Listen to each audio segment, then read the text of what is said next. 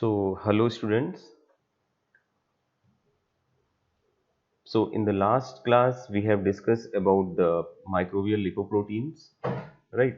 Different kind of the lipoproteins like cyclomicrons and LDL, SDL, right? And their function and their transport. So, in today's class, we will discuss about amphipathic lipid, which is found in the membrane and micelles formation, emulsion and the liposomes, right?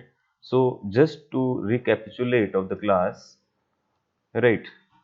So we have already discussed about the phospholipid, different kind of the phospholipid, glycerophospholipid, sphingophospholipid, right? And their structure of this phospholipid, there is a tail and head region, that is glycerol region and head phosphate, and then acetylcholine polar head region, right? And then different modified functional group, that is the X group, right? Like ethylamine, choline, serine, glycerol, etc. PIP, phosphatidylglycerol, and different kind of the lipoprotein and its basic structure. That's the, I mean, outer circle is made up of the this glycerophospholipids and the cholesterol, and their polar region, right? Their polar region is outside, and inner side there is a hydrophilic region, hydrophobic region. Hydrophilic region present on the outer side, and hydrophobic region present inner side, and inside there is a storage of triacylglycerol and the esters, right?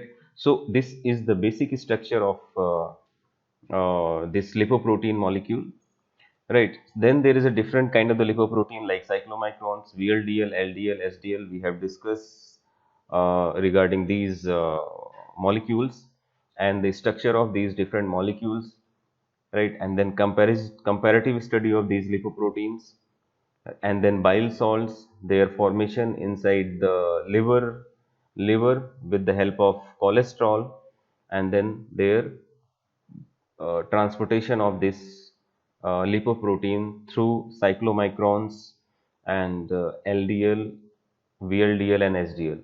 So, I mean, fundamentally, these VLDL and LDL and the cyclomicrons, they actually take these triacylglycerols or the lipid from liver to the different part of the body, different tissues, and the SDL, high density lipoproteins, actually take the excess lipid from the different part of the body or the tissues to the liver for their emulsification or for their conversion or for their synthesis, right? Synthesis of the bile salt. So SDL is the good cholesterol, and HDL is the good cholesterol, and LDL and VLDL is the bad cholesterol, right? So this is all we have discussed regarding the lipoprotein. So now we will discuss amphipathic nature of the membrane lipid, right? So what is the benefit of this nature of this phospholipid or the lipid membrane in terms of the membrane structure, in terms of the fluidity of the membrane, in terms of the transport of the molecule from outer side to inner side or inner side to outer side, and then micelles, and then emulsion formation of these lipids and their application in the drug and the liposomes, right? So as I mentioned you that these lipids actually they forms two layer. So their hydrophobic region actually outer side, hydrophilic region outer side, both region, and then inner side there is a hydrophobic region. So they are actually against to each other. These hydrophobic region actually they cover each other's hydrophobic region and make this kind of the arrangement. So membrane lipid are the amphipathic lipid. One end of the molecule is hydrophobic and other one is the hydrophilic. So this outer surface is the hydrophilic, this one is the hydrophilic, and this one is the hydrophilic, and inner circle is the inner side of the membrane is hydrophobic, right? So there are different proteins which are found in between of these lipid layer, and that actually participate in the transport or stability of the membrane, right? So if we see a common type of phospholipid, then phosphatidylcholine actually came in the mind. So phosphatidylcholine is a very fundamental common type of the phospholipid. So if you see the structure of this, so now you can understand, you can correlate that the earlier chapter where we have studied the different kind of the phospholipids, triacylglycerols and their structure. So here this is this glycerol main body and that attached with the phosphate and then choline, and there are two, carbon number 1 and carbon number 2 is connected with the fatty acid. This may be the saturated fatty acid, and this one where there is a kink actually, that may be the unsaturated fatty acids. So if you the molecular label structure, then this looks like this. There is a double bond, and this one is there is no double bond, single bond is there, fatty acid chain. So you can count the carbon number, how much carbon number is there, but no need here. And this, so overall this one is the head, that is hydrophilic head, and this tail region is the hydrophobic region, right? So this is the fundamental structure of the phosphatidylcholine or any phospholipid, right? So there are three kind of the membrane lipid, right? So all amphipathic includes phospholipids, sterol and the glycolipids, right? So phospholipid, we know phosphate, glycerol main body and attachment of the phosphate and then nitrogenous functional group, right? So this is the phospholipid we have discussed in the earlier chapter in lipid portion. And the sterols having four this ring structure, three is the hexamer and one is the pentamer, right? And their OH group, that is the polar region, and then there is a carbon chain, right? So this is called sterol or the cholesterol, right? And the third one is the glycolipids that contain some carbohydrate. So this one is the main chain, right? And then there is a amine and then connected with the hydrocarbon chain, or you can say the fatty acids, and then there is a attachment of the carbohydrate. So that's why it is called glycolipids. Glyco means carbohydrate. So galactocerebroside, this is the example of galactocerebroside. So there may be in the membrane these, mainly these three kind of the membrane lipid can be found. One is the phospholipids, one is the sterol or you can say the cholesterol, and the galactocerebroside or you can say the glycolipids.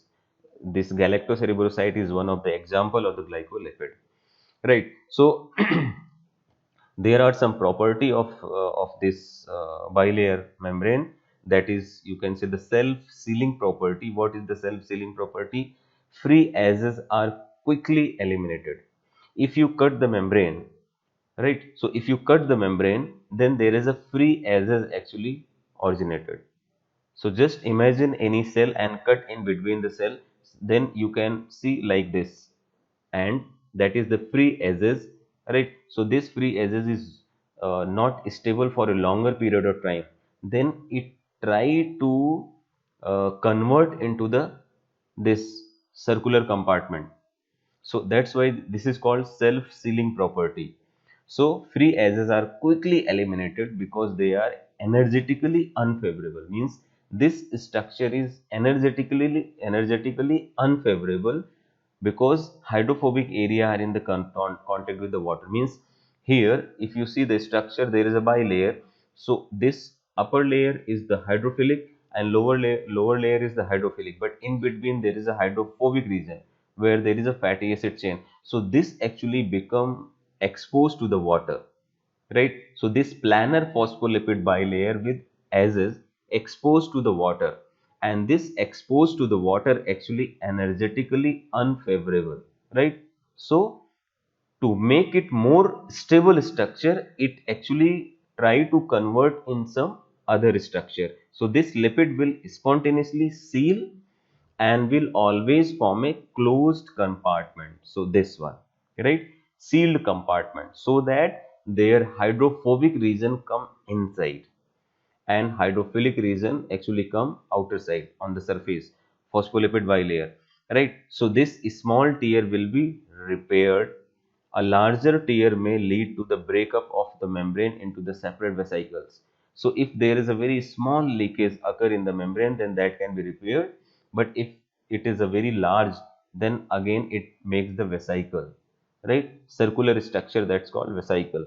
And vesicle actually used to transport many things, many nutrients, many other enzymes and many things, right? So this structure is energetically favored, and this structure is energetically unfavored, right? So this has the self-sealing property, right? So with water inside and outside, the lipid bilayer remains intact, no lipid leave, right? So as you see in this structure, there is a water inner side and outer side. And if you see the structure, there is a hydrophilic region outer side, hydrophilic region inner side, and in between there is a hydrophobic region. So this structure is stable. So this lipid can move freely within the bilayer. Means from one place to other place, these lipid actually can move from here to here. They can switch, they can flip actually. Right, the fluidity of the lipid bilayer is crucial for the function of the membrane. So that's why, because of this property, flipping property of the lipid, the membrane is actually have the fluidity in nature, right? So membrane that is in fluidity in nature. So if you see the structure, I mean, just take the small portion of this membrane here, look like this one. So this is the phospholipid, phospholipid, phospholipid. There is a bilayer. This one is the hydrophilic region, and in between there is a hydrophobic region. So this phospholipid can switch, means it can go from here to here, here to here, or from here to here. Flip flop means from the inner surface to the outer surface. They can flip actually, or they can rotate at their own position as per the demand for the stability of the membrane, right? So due to the thermal motion, I mean, there are many factors who actually responsible for this lateral diffusion and the rotation at their own axis, right? So there are two kind of the things. There is a lateral diffusion, means from one place, from here to here it can move, that is called lateral diffusion, or at their own position it can move, right? This is called rotation simple. Or the flip flop means from the inner side to the outer side, or outer side to the inner side. So there are three kind of the rotation, or you can say the movement of the lipid layer can be: one is the lateral diffusion, one is the rotation, and third one is the flip flop, right? So due to the thermal motion, lipid molecule within a monolayer rotate very rapidly. I mean, it is temperature dependent, and diffuse rapidly through the fluid membrane. So any drop in the temperature decrease the rate of lipid movement. Means when there is a decrease in the temperature, then less lipid movement. If there is an increase in the temperature, making the lipid bilayer more I mean, fluidic, right? So there may be the more fluidity in the membrane when there is a high in temperature, but less temperature, less fluidity. So this inhibits many function of the cell membrane. Means there it can inhibit the transport of the nutrients, it can inhibit the many things, right? So there is one question. There is one question: how hydrocarbon tail of membrane lipid determines the fluidity of the membrane? Or you can say, what are the two important component of the hydrocarbon that is responsible for the fluidity of the membrane? Right. So if you think, what would be the answer actually? How hydrocarbon tail of the membrane lipid determines the fluidity of the membrane? So as we have discussed, there is a role of, first of all, length of the carbon, second, saturation and unsaturation. Right. So these two factors actually have the important role in the fluidity of the membrane. Right. So there is a importance of the membrane fluidity that actually enables the membrane proteins to diffuse rapidly, and the simple means of distributing the lipid and protein, right, allow membrane to fuse with another one, with another vesicles, right? So evenly distributed during the daughter cell formation. Because of this, so again, we have also discussed there are three components. One is the phospholipid, second one is the cholesterol, and third one is the glycolipids in the membrane. So here cholesterol in the membrane, that is the very important, right? And it has a very important role, cholesterol. So many times we heard about the cholesterol, then the point came in our mind that it is very bad for our body. No, not it is always bad for our body. Many times it is very useful, right? Until unless it I mean does not do in the bloodstream actually, right? So you now I think so you understand the structure of this phospholipid and the membrane, right? This one is the one molecule having the carbon chain, and this one is the phospholipid head. This one is the head, and there is a in between there is a cholesterol. So cholesterol head region is that is containing OH group, means polar region, and this one is the non-polar region. So cholesterol is added to area that have lots of unsaturated lipids. Why? Means if you got the question, if there is a many unsaturated lipid found in the membrane, then there is a cholesterol is there. Why? Right. So can you tell me the, I mean, just think about the unsaturated lipids. What is the name of unsaturated fatty acids? SOLL, right? SOLL. S is the saturated, that is 18,0. O, oleic acid. L, uh, linoleic acid. And next L is linolenic acid.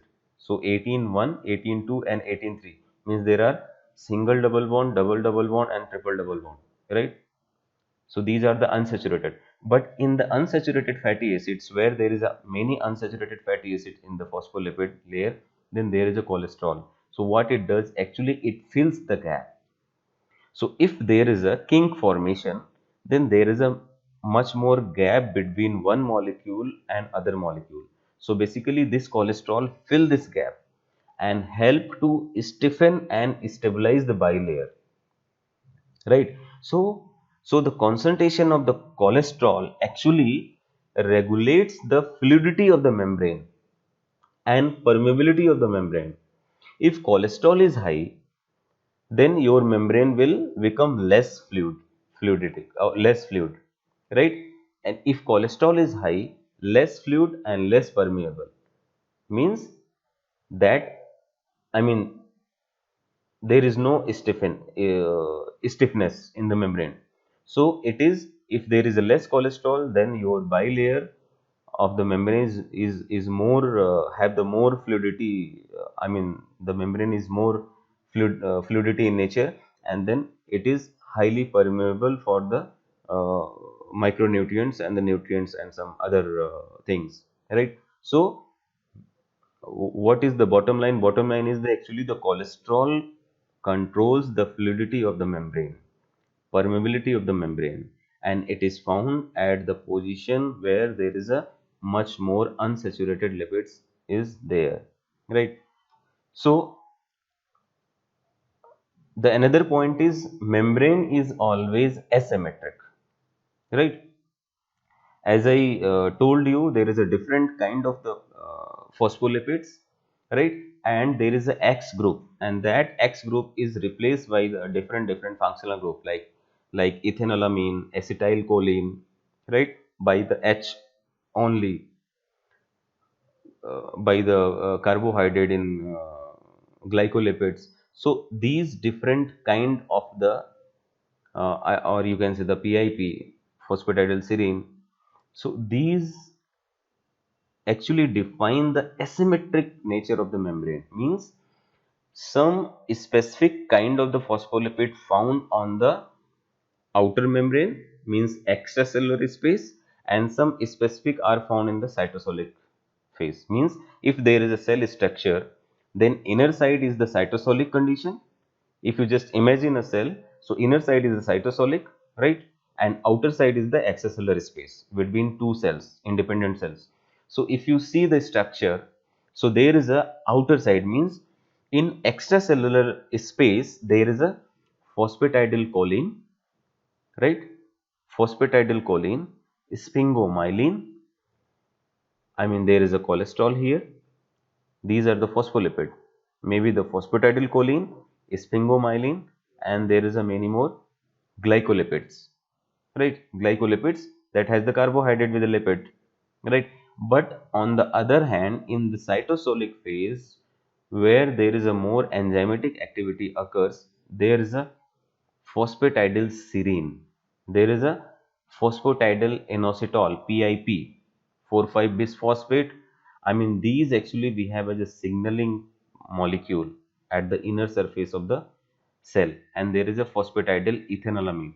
So, phosphatidylserine, phosphatidylethanelamine, and PIP, they are mostly present on the cytosolic phase. This is called asymmetric condition. And the next point is, one point is membranes are the asymmetric, right? The other point is, are the composition of this membrane is similar to the all body organ? No, right? So there are the different composition of the in the different that we will discuss, right? So how the new membrane formation occurs? So as we know, there are three kind of the movement, right? So here we can understand how the new membrane actually forms. So this one is the lipid bilayer. New phospholipid synthesized means there is an attachment. If there is an attachment from this side, then there is a one side enlargement happens. This side is enlarged because addition of the phospholipid from this side. So this side like this one, right? So now there is a flippase enzyme which is responsible for the flipping of the phospholipid from one side to the another side. So from this side they shift to the other side. Then the overall length of the layer become same, right? So that is actually flipped lipid molecule, both side enlarged, right? So there are the special lipid, right? So there are many membrane where there is a special lipids found. So glycolipids are found only on the non-cytosolic surface, right? So glycolipids are found only on the non-cytosolic surface, means on the surface of the extracellular, and they we have as a cell adhesion, right? So this portion, these are the glycolipids. So particularly glycolipids, mostly 90% they are found on the extracellular part, means outer surface, right? So as here non-cytosolic surface. Sugar added in the Golgi apparatus, I mean where there is a modification, means where it happens. So in the sugar added in the Golgi apparatus and then come and attach to the membrane.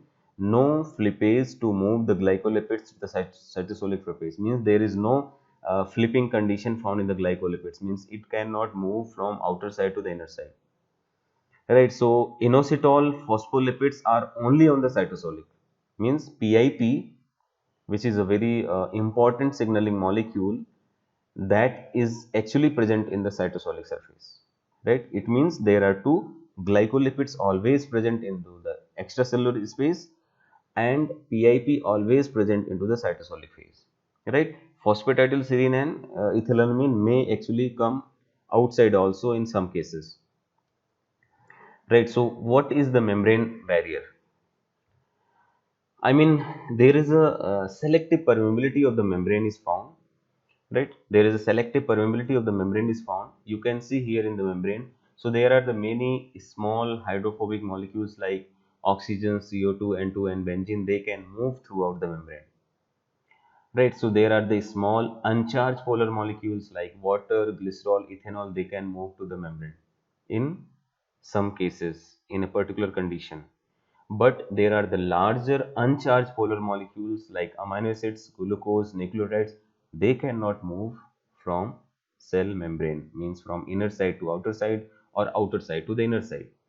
And iron never. So they need a particular dedicated channel to move from the inner side to the outer side or outer side to the inner side. Means for the ions and the larger uncharged polar molecules, the membrane is impermeable, right? So they need specific channels for the transport of these kind of the molecule. So that's why the membrane is a barrier for these molecules because of the hydrophobic interior of the bilayer, right? So this inner portion is the hydrophobic, that's why it is selective permeable. So membrane is impermeable to the ions and the large charge molecule and require a special membrane proteins to transport that needs channel. So each type of the membrane has characteristics lipid and the proteins. As I was mentioning that the different body organ, or you can say the different in different animal also. First one is the different body organ. They have a different characteristics lipid composition in the different body organ. Means one is different from the other one. Means ER is different from the Golgi, Golgi is different from the nucleus, and nucleus is different from mitochondria, and mitochondria is different from the membrane. Right? So it is experimentally proved, this one. Right? So it is experimentally proved by this composition. So before this, we can also discuss uh, the passive electrical insulator. The relative property of the protein and lipid vary with the type of membrane, reflecting the diversity of the biological roles. Example, neuron have a myelin sheath, an extended plasma membrane that wraps around the cell many times and act as a passive electrical insulator. Right. So these actually layers, I mean lipid bilayer, vary with the type of the membrane. They actually make a multi-layer to avoid the loss of the electric signal. So what is the main function? Main function is to avoid the loss of electric signal which passes from one region to other region in our system, in our body, right? So there is a layer of myelin sheath. This is the myelin sheath. So there is a different layer of the myelin sheath, right? So this is the Schwann cell having the nucleus here, and this is the axon. So the signal actually go through or the transport with the axon, and where there is no myelin sheath, that is called node of Ranvier, right? So there is a electric signal, if sensory organ, right? If it get any signal, then that signal will go from here to the main body and then other places, axons, right? So neurons have a myelin sheath. These found in the neuron as an extended plasma membrane. This one is the plasma membrane that wraps around the cell many times, and it acts as a passive electrical insulator. Means this is also having the different percentage of this layer, right? As I said, a different body organ has the different percentage of the lipids, right? So if you see, there is a, this color is the cholesterol, this red color is the sphingolipid, and blue color is the phosphatidylcholine, and this light blue is the cardiolipin, and then this minor lipid and the phosphatidylethylamine, right? Cyan is the phosphatidylethylamine. So now you can see in the plasma membrane, in inner mitochondria, in outer even there is a difference in the inner mitochondria and outer mitochondria layer. And then there is a lysosomal, nucleus, rough ER, smooth ER. There is a difference in rough and ER, smooth ER, and in the Golgi. So if you see, there is a phosphatidylcholine. So the pattern of the phosphatidylcholine is here, this one, right? And this one is the phosphatidylethylamine. This one is the phosphatidylethylamine, right? So this one, and red color is the sphingolipid. So there is a different percentage of the sphingolipid in different organ, right? So they actually vary with the organ and the need of that kind of the phospholipid or kind of the lipid, particularly in that particular organ, right? So what is the functional specialization of the membrane? I mean, there are many functions which are specialized by the membrane lipid. So, protein composition of the membranes from the different sources varies even more widely than their lipid composition. For example, there is a rod and cone cells in the retina, right? So, rod and cone cells, there is a retina which is responsible for the visibility. So, more than 90% of the plasma membrane protein in this region is light absorbing glycoprotein, that is called rhodopsin. So, rod cells, that have the rhodopsin, right? And these are the light absorbing glycoproteins, right? So there is a functional specialization of the membrane. So what is the fluid mosaic model? We can discuss this one. What is the fluid mosaic model? This is the phospholipid from a bilayer in which the non-polar region of the lipid molecule face the core of the bilayer and the polar head group face the outward. I mean, which is the arrangement of the membrane, right? Non-polar region is inner side, lipid molecule face to the core region to avoid the interaction with the water, and the polar region, which is the head group, that is present on the outer surface outward. The protein are embedded, I mean there is a lot of protein which are embedded in the bilayer that actually helps in the transport of the protein, transport of the lipid, transport of the many nutrient molecule held by hydrophobic interactions. These protein between the membrane and the lipid and the hydrophobic domain in the protein. Some proteins protrude from the only one side, I mean some are present only one side, means they are the external protein or the internal protein or integral protein, right? So one side of the membrane, other have the domain exposed on the both side. So some protein which is present on the both side, and there is a transmembrane region which is present in between the phospholipid. The orientation of the protein in the bilayer is asymmetric. Of course, the arrangement of the protein is asymmetric, means there are more proteins maybe at the outer side or inner side, right? So giving a membrane sidedness. So asymmetric distribution of the protein in the membrane.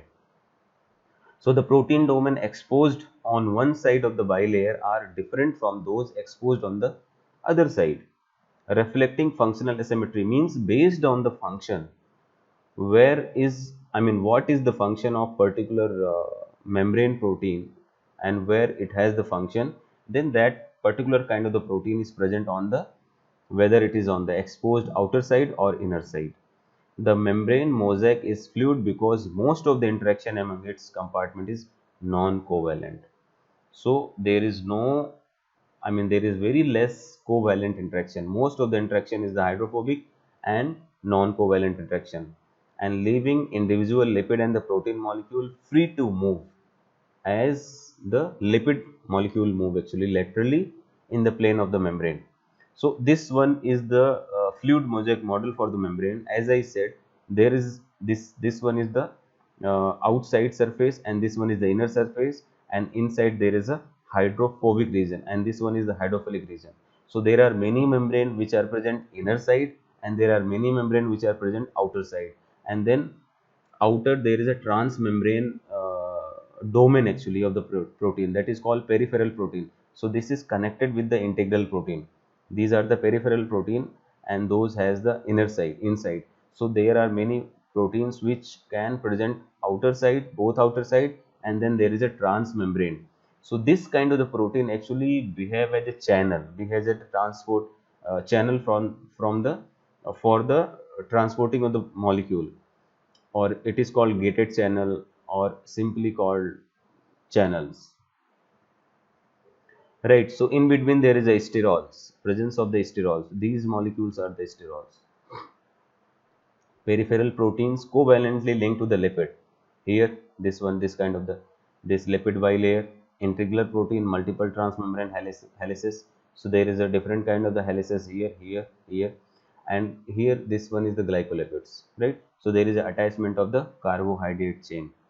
So actually this kind of the arrangement, they behave as a recognition pattern, this kind of the arrangement. So this one is the fluid mosaic model for the membrane structure, and then there is a fluidity in the membrane. They can move, means lipid molecule move from here to here or from outer side to the inner side. Which is the basic structural element of the membrane? Lipid bilayer, right? So answer is lipid bilayer is the basic structural element of the membrane, not the protein. Lipid bilayer. So bilayer is a very important phenomena, right? So I mean most of the related of the these things we have discussed here, right? So there is a recapitulation of this phospholipids and the glycolipids, which we have already discussed in the last to last class. Storage lipid, and the membrane lipid, phospholipid and glycolipids. And then there is a modification, ethanolamine, choline, serine, glycerol, and PIP, phosphatidylglycerol. Example is lecithin and the cephalin, right? Lecithin and cephalin, example of the phospholipid. And then glycolipids, right? So glycolipids modification is the phosphocholine, glucose, di and tritetrasaccharides, complex oligosaccharides, right? So these are the glycolipids. And then we have already discussed the lipoproteins, different kinds of the lipoproteins and their comparison. Now we will discuss the lipid clustering, right? So what is the lipid clustering?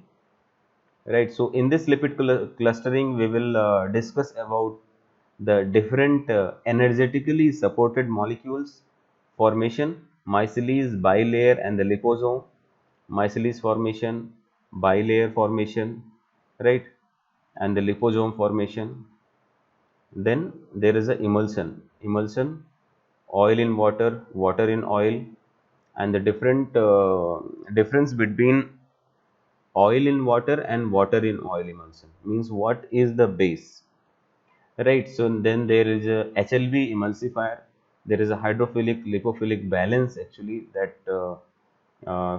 actually people calculate HLB, right? Then parenteral emulsion, then injectable emulsion components means that is used in the vaccines, lipid oil base emulsifier, aqueous phases, right? So what is the process of this drug distribution in the emulsion solution, how we can make the drug injections, liquid injections, what is the ratio of that liquid injections, I mean what is there in that tubes. So many times we have seen in the hospital there is a liquid injection, they take it out by the syringe and give the injection to the patients. So what may be the composition of this drug, so that is the basic fundamental regarding this. And application of this emulsion in different field like healthcare, local anesthetic toxicity, vehicle for medications, and firefighting. So this is all, this would be the all about the micelles and emulsion and the liposome, that we will discuss in the next class, right? So if you have any doubt, then you can ask me in the next class. So this week 3 classes will be by the video lecture mode, right? So because of some reason, right? So just go through this video and understand. If you have any problem, then you can discuss me the next week class, right? So thank you very much for seeing this. So in the next video we will discuss this one, emulsion and the bilayer, because this is very important, right? So thank you so much.